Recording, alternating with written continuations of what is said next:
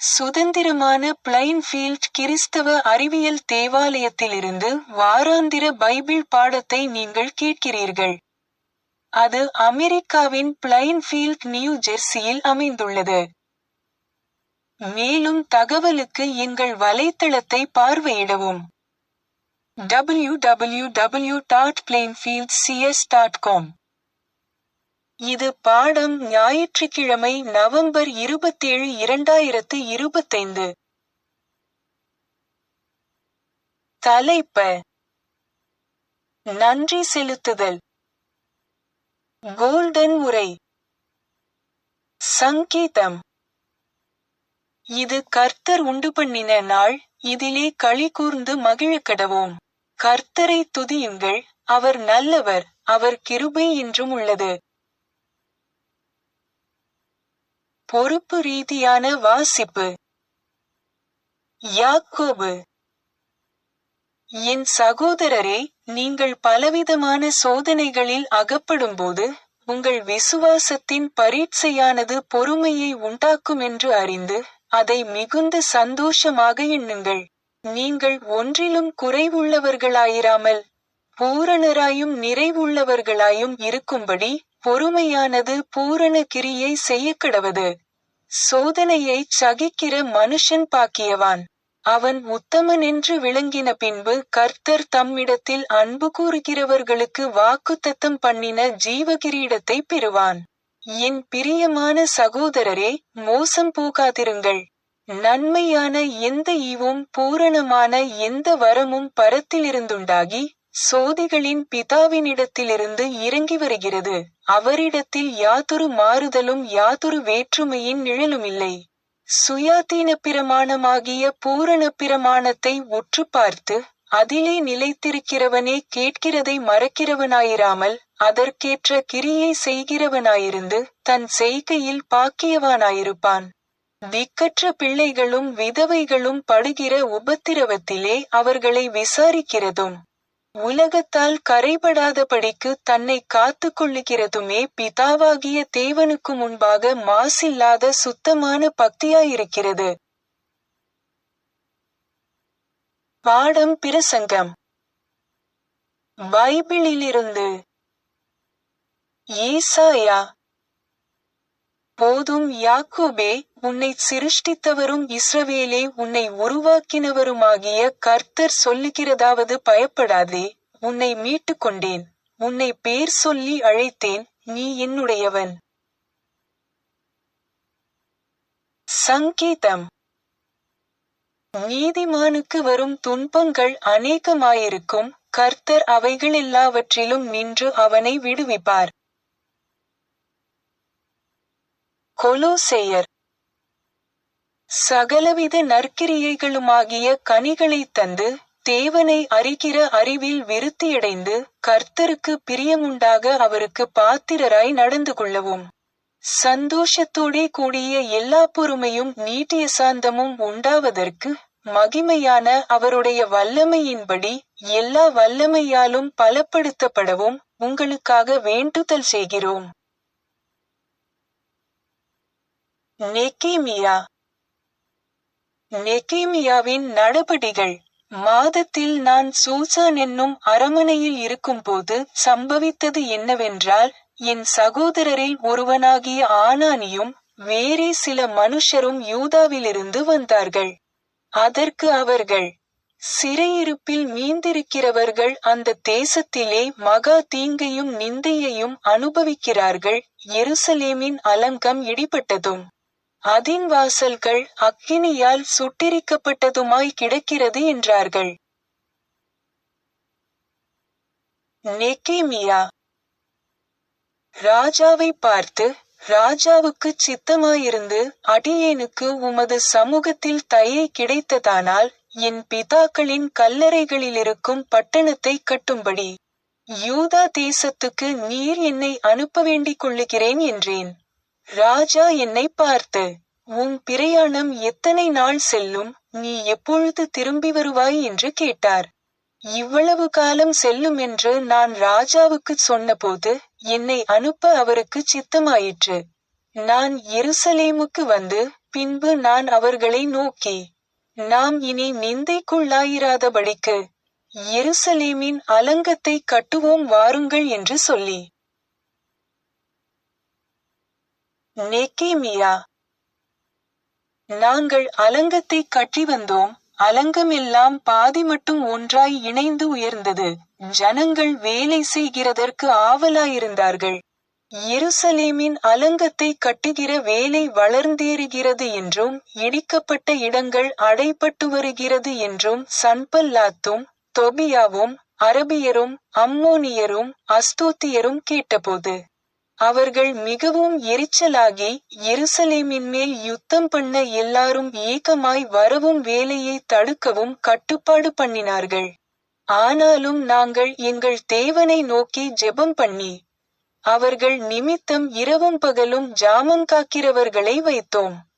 எங்களுக்கு செய்தி தெரியவந்ததென்றும் தேவன் அவர்கள் ஆலோசனையை அபத்தமாக்கினாரென்றும் எங்கள் பகைஞர் கேட்டபோது, நாங்கள் எல்லோரும் அவரவர் தங்கள் வேலையைச் செய்ய அலங்கத்துக்கு திரும்பினோம்.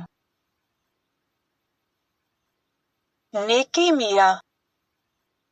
அலங்கம் கட்டி முடிந்து கதவுகள் போடப்பட்டு வாசல் காவலாளரையும் பாடகரையும் லேவியரையும் ஏற்படுத்தின பின்பு நெகேமியா. ஜனங்கள் எல்லாரும் தண்ணீர் வாசலுக்கு முன்னான கர்த்தர் இஸ்ரவேலுக்கு கற்பித்த மோசேயின் நியாயப்பிரமாண அவர்கள் தேவனுடைய நியாயப்பிரமாண புஸ்தகத்தை தீர்க்கமாக வாசித்து அர்த்தம் சொல்லி வாசித்ததை அவர்களுக்கு விளங்க பண்ணினார்கள். அழுதபடியால் திர்ஷாதா எண்ணப்பட்ட ஜனங்களுக்கு விளக்கி காட்டின லேவியரும் சகல ஜனங்களையும் நோக்கி, இந்த நாள் உங்கள் தேவனாகிய கர்த்தருக்கு பரிசுத்தமான நாள், நீங்கள் துக்கப்படவும் அழவும் வேண்டாம் என்றார்கள். பின்னும் அவன் அவர்களை நோக்கி, நீங்கள் போய் கொழுமையானதை புசித்து மதுரமானதை குடித்து ஒன்றுமில்லாதவர்களுக்கு பங்குகளை அனுப்புங்கள். இந்த நாள் நம்முடைய ஆண்டவருக்கு பரிசுத்தமான நாள், விசாரப்பட வேண்டாம், கர்த்தருக்குள் மகிழ்ச்சியாயிருப்பதே உங்களுடைய பெலன் என்றான். கொரிந்தியர். மேலும் காணப்படுகிறவைகளையல்ல காணப்படாதவைகளை நோக்கியிருக்கிற நமக்கு அதிசீக்கிரத்தில் நீங்கும் இலேசான நம்முடைய உபத்திரவம் மிகவும் அதிகமான நித்திய கனமகிமையை உண்டாக்குகிறது. ஏனெனில் காணப்படுகிறவைகள் அநித்தியமானவைகள், காணப்படாதவைகளோ நித்தியமானவைகள். பேதுரு. சிதறுண்ட ஆடுகளைப் போலிருந்தீர்கள், இப்பொழுதோ உங்கள் ஆத்துமாக்களுக்கு மேய்ப்பரும் கண்காணியுமானவரிடத்தில் திருப்பப்பட்டிருக்கிறீர்கள். மேரி பேக்கர் எட்டி எழுதிய கிறிஸ்டியன் சயின்ஸ் பாடநூல் அறிவியல் மற்றும் ஆரோக்கியத்துடன் கீடூத்தி ஸ்கிரிப்ட்ஸிலிருந்து தொடர்புடைய பத்திகளை படிப்பேன். அறிவியல் மற்றும் ஆரோக்கியம். நன்றி பொலிலே பந்தா கமலே பதி கிருதஜ்ஞதா வியக்த கர்த. நமக்கு மிகவும் தேவையானது பொறுமை, சாந்தம், அன்பு மற்றும் நற்செயல்களில் வெளிப்படுத்தப்படும் கிருபையில் வளர்ச்சிக்கான தீவிர விருப்பத்தின் ஜெபமாகும். வாழ்க்கை, உண்மை மற்றும் அன்புக்கு நாம் நன்றியற்றவர்களாக இருந்து கடவுளுக்கு எல்லா ஆசீர்வாதங்களுக்கும் நன்றி செலுத்தினால் நாம் நேர்மையற்றவர்களாகி நயவஞ்சகர்கள் மீது நம் எஜமானர் கூறும் கடுமையான கண்டனத்திற்கு ஆளாகிறோம்.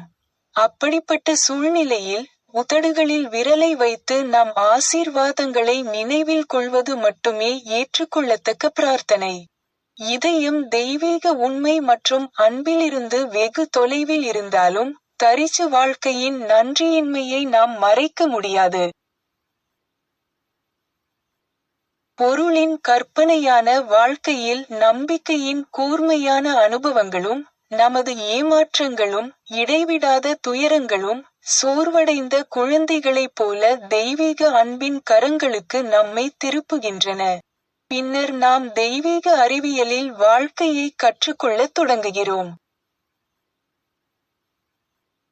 அன்பின் ஆரோக்கியமான தண்டனைகள் மூலம் அறிவியலின் அடையாளங்களான நீதி, அமைதி மற்றும் தூய்மையை நோக்கிய பயணத்தில் நாம் முன்னேற உதவுகிறோம்.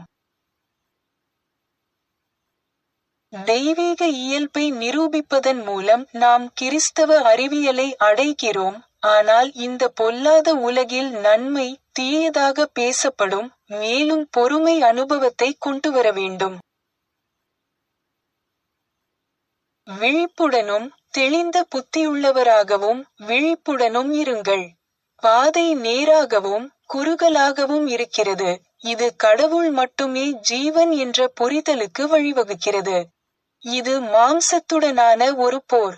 அதில் நாம் பாவம், நோய் மற்றும் மரணத்தை வெல்ல வேண்டும். இங்கே அல்லது மறுமையில் நிச்சயமாக நாம் ஆவியின் இலக்கை அடைவதற்கு முன்பு, அல்லது கடவுளின் வாழ்க்கை.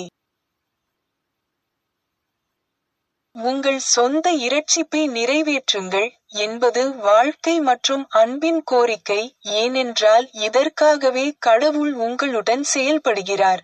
நான் வரும் வரை வேலை செய்யுங்கள். உங்கள் வெகுமதிக்காக காத்திருங்கள், மேலும் நன்மை செய்வதில் சோர்வடையாதீர்கள். உங்கள் முயற்சிகள் பயமுறுத்தும் வாய்ப்புகளால் சூழப்பட்டு உங்களுக்கு தற்போது எந்த வெகுமதியும் கிடைக்கவில்லை என்றால் தவறுக்கு திரும்பாதீர்கள் அல்லது ஓட்டத்தில் சோம்பேறியாக மாறாதீர்கள். போரின் புகை நீங்கும்போது நீங்கள் செய்த நன்மையை நீங்கள் உணர்ந்து உங்கள் தகுதிக்கேற்ப பெறுவீர்கள். அன்பு நம்மை சோதனையிலிருந்து விடுவிக்க அவசரப்படுவதில்லை. ஏனென்றால் அன்பு என்பது நாம் சோதிக்கப்பட்டு சுத்திகரிக்கப்படுவோம் என்பதாகும். அன்பான வாசகரே, இதை நினைத்து பாருங்கள், ஏனென்றால் அது உங்கள் கண்களிலிருந்து சாக்கு உடையை அகற்றும். மென்மையான இறக்கைகள் கொண்ட புறா உங்கள் மீது இறங்குவதை நீங்கள் காண்பீர்கள். உங்கள் துன்ப உணர்வு கோபமாகவும் வேதனையாகவும் கருதும் சூழ்நிலை, அன்பு ஒரு தேவதையை எதிர்பாராத விதமாக மகிழ்விக்கும். கிறிஸ்தவ அறிவியலின் விளைவுகள் உணரப்பட்டவை போல அதிகம் காணப்படுவதில்லை.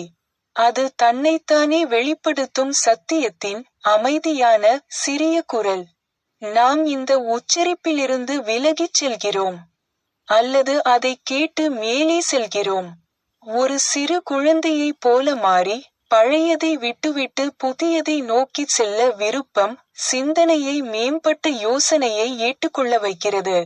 தவறான அடையாளங்களை விட்டுவிடுவதில் மகிழ்ச்சியும் அவை மறைந்து போவதைக் காண்பதில் மகிழ்ச்சியும் இந்த மனநிலை இறுதி நல்லிணக்கத்தை துரிதப்படுத்த உதவுகிறது. புலன்களையும் சுயத்தையும் சுத்திகரிப்பது முன்னேற்றத்திற்கு ஒரு சான்றாகும். இருதயத்தில் தூய்மையானவர்கள் பாக்கியவான்கள், ஏனென்றால் அவர்கள் கடவுளை காண்பார்கள். மனித அமைதியின் இழப்பை உணர்ந்த யாருக்கு ஆன்மீக மகிழ்ச்சிக்கான வலுவான ஆசைகள் ஏற்படவில்லை? ஞானம் மற்றும் அன்புக்கு சொந்தமானதை நாம் கண்டுபிடிப்பதற்கு முன்பே பரலோக நன்மைக்கான ஆசை வருகிறது. பூமிக்குரிய நம்பிக்கைகள் மற்றும் இன்பங்களை இழப்பது பல இதயங்களின் ஈருமுக பாதையை பிரகாசமாக்குகிறது. புலனின்பங்கள் மரணத்திற்குரியவை என்றும் மகிழ்ச்சி ஆன்மீகமானது என்றும் நமக்கு விரைவாக தெரிவிக்கின்றன. எனவே மனிதனின் மகிழ்ச்சி உடல் உணர்வால் மட்டுமே முடியும். துன்பப்படும் ஏழை இதயத்திற்கு அமைதி, துன்பத்தில் பொறுமை, அன்பான தந்தையின் அன்புள்ள கருணையின் விலைமதிப்பற்ற உணர்வு போன்ற அதன் சரியான ஊட்டச்சத்து தேவை. அன்பு ஊக்கமளிக்கிறது, ஒளிரச் செய்கிறது, நியமிக்கிறது மற்றும் வழி நடத்துகிறது. சரியான நோக்கங்கள் சிந்தனைக்கு உத்வேகத்தையும் பேச்சு மற்றும் செயலுக்கு வலிமையையும் சுதந்திரத்தையும் தருகின்றன. அன்பு சத்தியத்தின் பலிபீடத்தில் ஒரு பூசாரி.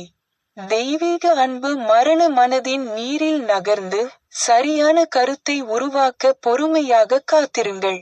பொறுமை அதன் சரியான வேலையை செய்ய வேண்டும்.